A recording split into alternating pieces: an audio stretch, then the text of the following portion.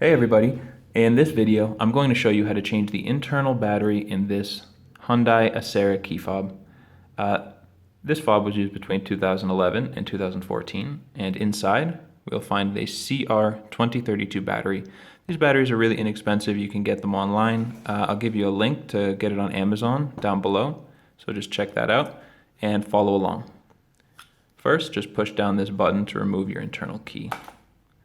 Now, looking in, we can see the hole that the key just came from and then this groove beneath it. We're going to take a flathead screwdriver, insert it into this groove, and holding firmly, just give a twist until the two halves of the key fob come apart. You can work your way down the groove and just twist it or pull it apart with your fingers. Here we go. This is our CR2032. My tool is a little bit too big to pull this out, and as you can see it's in there snugly. I can't really remove it with my fingers. I'm going to go ahead and use one of these precision screwdrivers. This set is really cheap. You can get it on Amazon. Again, I'll give you a link down below.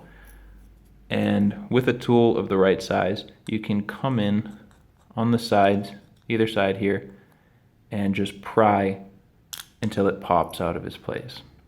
You could probably do that with a toothpick, something thin you have laying around.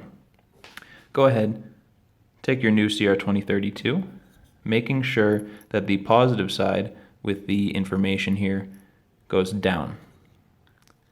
Push that into place, down into this metal component first, before pushing in the top, and it should all click right back into place. And that's really all it takes. Just connect the two halves of the fob back together, return your key, and that's it. The light should turn on right there, and that's how you know that it's ready to go. So that's all it takes to change the internal battery in your Hyundai Azera key fob. Thank you so much for watching.